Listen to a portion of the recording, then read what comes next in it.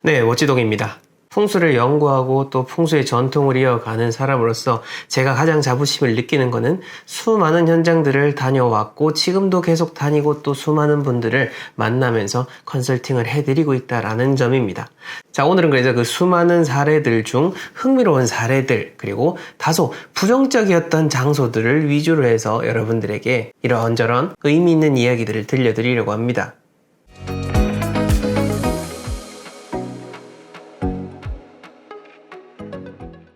맹자에 보면은 생어우환이라는 말이 있습니다. 즉 근심과 걱정으로서 오히려 살아갈 수 있는 원동력을 삼는다라는 건데요.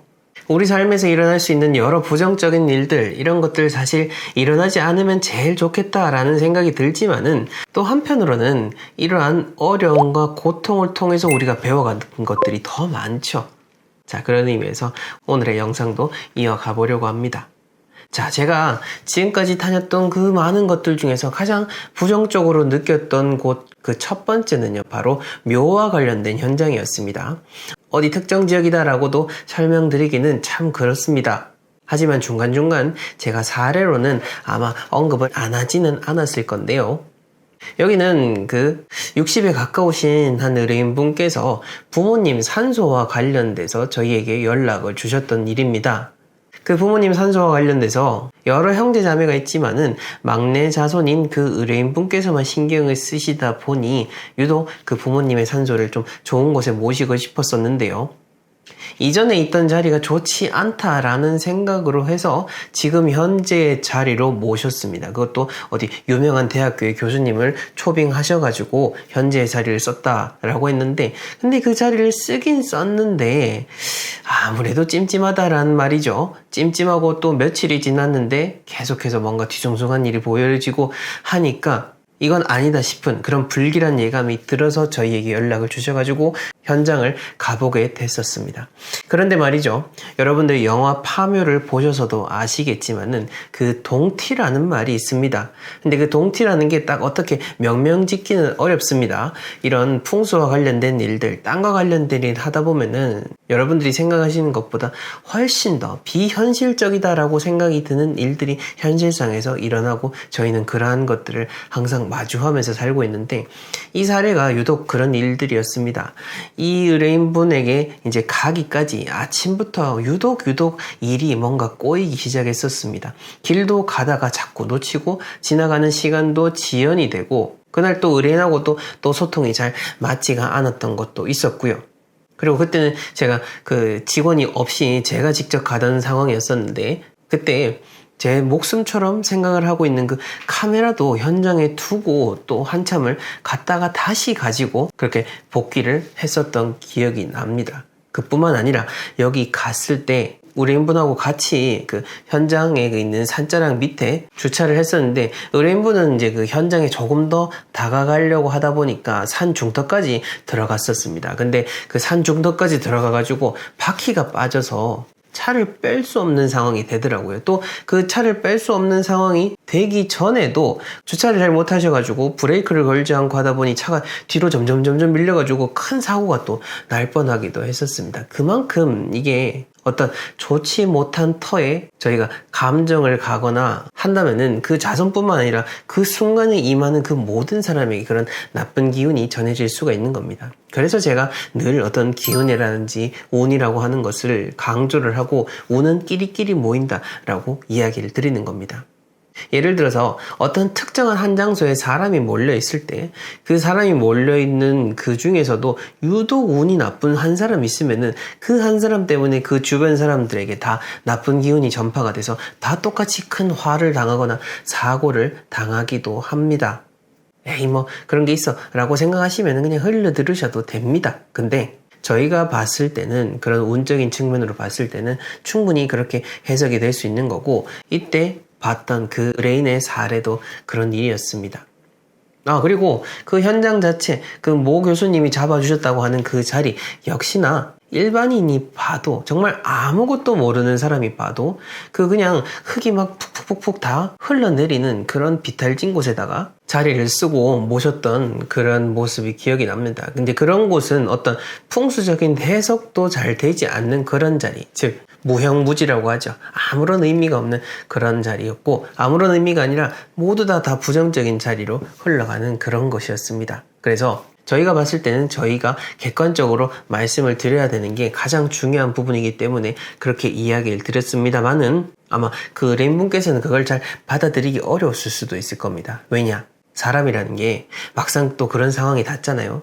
설령 아무리 저희를 신뢰하고 연락을 주셨다라고 해도 그 자리가 뭔가 좋은지 안 좋은지 어떤 눈에 보여지는 뭔가가 있는 게 아니다 보니까 저희가 이야기 드리는 것을 의심하고 또 아닐 수도 있다라고 생각이 들면은 진짜 또 그럴 수가 있거든요. 그래서 그럴 때는 내 마음도 편할 수 있는 방법은 저희가 이야기하는 걸 부정을 하는 거죠. 저희가 이야기 드린 걸 틀렸다라고 생각을 하면은 그냥 그렇게 아무렇지 않게 그냥 지금이 흘러갈 수가 있을 겁니다. 그런데 어쨌든 그런 자리에서 뭐 누가 잘 되기는 쉽진 않을 겁니다.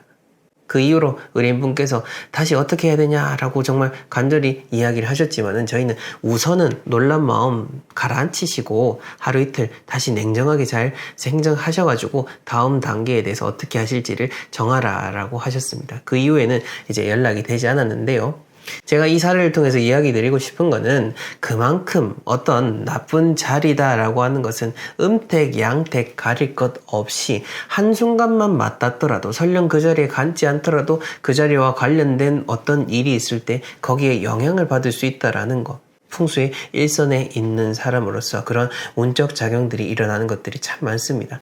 가장 아주 무서웠던 일이었기 때문에 제가 이렇게 탁 잡아서 이야기 드리는 거지, 그 이외에도 이런 크고 작은 문제들이 일어났던 자리들도 참 많습니다. 물론 저희가 했던 자리가 아니라 기존에 쓰셨던 그 나쁜 자리를 통해서 말이죠. 그래서 우리가 자리를 정하는 것도 그렇고 잠깐 여행을 가는 것도 그렇고 최대한 좋은 곳들, 좋은 기운을 받을 수 있는 곳들 위주로 가시라라고 이야기를 드리고 싶고요. 자, 그 다음 두 번째로는요. 대구 지역에 아파트가 완공이 딱 돼서 하자 점검을 하러 갈 때 갔었던 그 일입니다.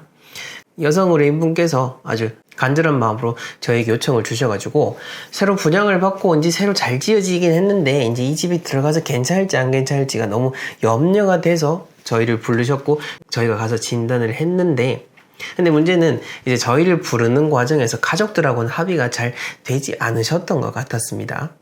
그래서 저희에게 직접 연락하신 그 아내분께서는 잘 맞아주셨습니다만은 함께 오신 그 남편분의 경우에는 상당히 부정적인 시선으로 저희를 바라보고 있는 것을 느낄 수가 있었습니다. 저희 가서 인사를 드려도 인사도 그냥 무시하시고 마치 이상한 사람인 것처럼, 이상하다 못해 아주 나쁜 사람인 것처럼 바라보셨던 그 시선을 지금도 느끼곤 있습니다. 여기서 이제 제가 이야기 드리고 싶은 거는 그래서 제가 기분 나빴다라는 것이 아니고 여러분들이 어떤 풍수와 관련된 일들, 그런 책을 본다라든지 어디서 배운다라든지 그리고 더 나아가서 컨설팅을 받는다라든지 할 때 이 풍수와 관련된 모든 것들에 대해서는 우리가 조금은 더 어떤 그 진중한 마음으로 바라봐야 된다라는 겁니다.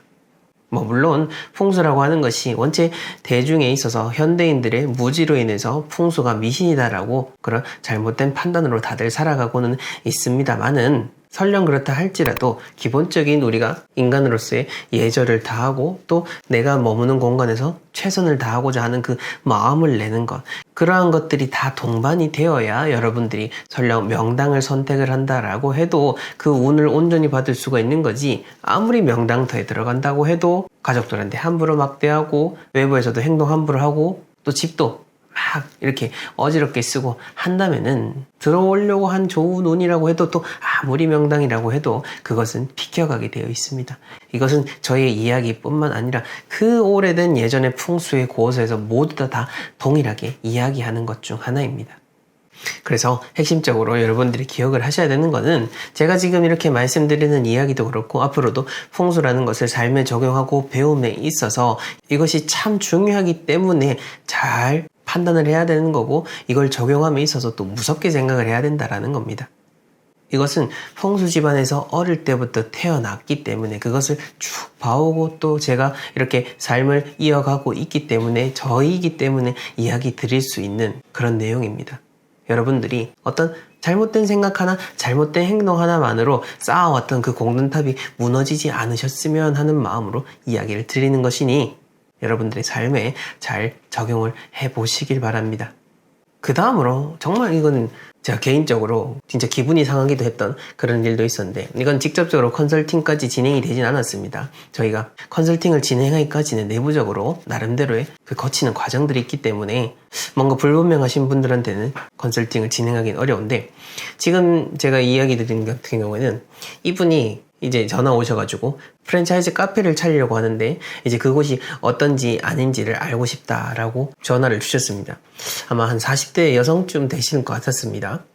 그랬는데 근데 뭐 어떤 풍수적인 부분을 이야기하는 것뿐만 아니라 이것저것 어떤 저희의 개인적인 신상이라든지 여러 가지를 많이 질문을 주시길래 그럴 것 같으면 홈페이지에 들어가셔가지고 양력도 살펴보시고 저희가 하는 일들을 한번 잘 보시고 나서 신청서를 작성해달라라고 하니 그때부터 이제 막 이렇게 화가 나셔가지고 막 뭐 손님이 왕인데부터 시작해서 막 이런저런 이야기를 하시고 또 그러고 나서 전화가 끊고 나서도 이제 문자로 욕설을 보냈던 그런 일이 있었습니다. 제가 여기서 이제 이야기 드리고 싶은 거는 뭐 이걸 통해서 제가 기분이 나빴다라고 이야기하려는 게 아니라 크든 작든 장사를 하든 사업을 하든 다른 사람의 어떤 돈을 받고 서비스라든지 물건을 파는 그런 위치에 있고자 한다면은 이렇게 창업을 할 때는요 갑질을 하기 위해서 사업을 하는 것이 아닙니다. 즉 갑질이 아니라 다른 사람을 갑으로 올리고 그런 서비스와 재화를 제공함으로 인해서 그분들에게 돈을 받고 그걸 통해서 내가 잘 살아가고자 함인 건데 이런 아주 최악의 상황도 그렇지만은 이런 분뿐만 아니라 이렇게 작게 창업을 하시는 분들이 보통 이런 비슷한 행동을 하시는 분들을 제법 많이 봤었습니다. 오히려 진짜 크게 사업하시는 분들, 진짜 큰 부자들은 사실 그런 경우들이 적은 편인데 이제 막 사업을 하려고 하시는 그런 분들이 막 사장님이 되시다 보니까 그런 이제 주변에 소위 말해서 아나무인의 상태가 되는 경우들이 많습니다. 그런데 이런 분들은 사실 뭘 하든 알 수가 있죠. 이런 분들이 만드는 그 커피숍에서 커피가 맛있을까요? 이런 분들이 하는 음식점에서 음식이 맛있을까요? 절대 아닙니다. 왜냐면은 그 모든 마음이라고 하는 것은 다 물건이든 음식이든 외부의 그 모든 것들로 인해서 드러나게 되어 있습니다. 이 운이라고 하는 것은 사람을 통해서 만들어지는 것입니다. 그렇기 때문에 사람이 만물의 영장이라고 하는 것이죠. 이 터와 관련돼서 풍수와 관련돼서 참 많은 일들이 있었던 것 같습니다. 그 중에서도 오늘은 조금 이제 여러분들에게 흥미를 돋우기 위해서 자극적인 그런 사례들을 위주로 소개를 시켜드리면서 조금이나마 우리가 생각해 볼 수 있는 것이 무엇인지를 나눠봤습니다. 제 이야기를 여기까지 들어주신 여러분들은 부디 좋은 공간에서 그리고 좋은 사람이 꼭 되시기를 기원합니다. 분명 여러분들 그런 분들을 이실 거고요. 네, 그럼 저는 다음 시간에 더 의미 있는 이야기로 찾아뵙겠습니다. 시청해주셔서 감사합니다.